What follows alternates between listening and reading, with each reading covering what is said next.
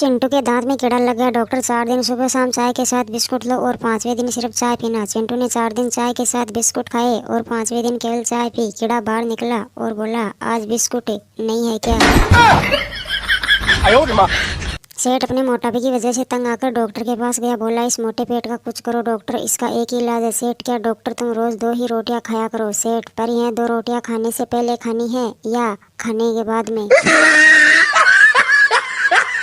पत्नी, मैं घर में जहाँ भी पैसे रखती हूँ चंपू चुरा लेता है, क्या करूँ समझ ही नहीं आ रहा। पति, आइंदा से तुम पैसे उसकी नोटबुक में रखा करो। शर्त लगाता हूँ कि तुम्हारे पैसे सुरक्षित रहेंगे क्योंकि वह नोटबुक छूता तक नहीं।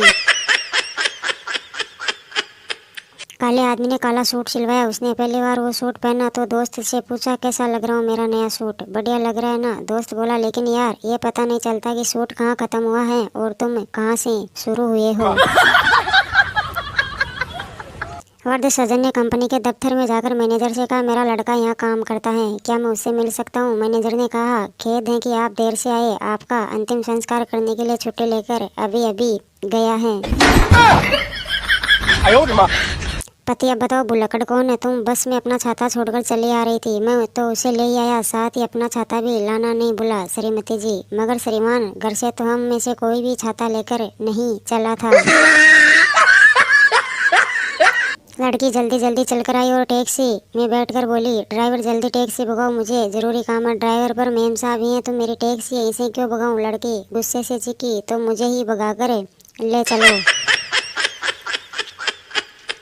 मालिक, घड़ी को देकर सभी चीज़ों का बीमा कर दो। एजेंट, घड़ी क्यों नहीं मालिक, कल रखोगे आके उसी पर लगी रहती है। एजेंट, चोरी हो गई तो मालिक, नजरों के कारण मुझे चोरी घड़ी होने का कोई डर नहीं, क्यों पैसा बर्बाद किया जाए। मकान मालिक बोला, तुम्हारी और 6 महीने का किराया और तुम केवल 20 रुपए दे रहे हो किराएदार। मालिक से बोला, ले लो लाला जी, अगर पिछले दरवाजे की चौखट तोड़कर न बेचता तो यह भी नहीं मिलते।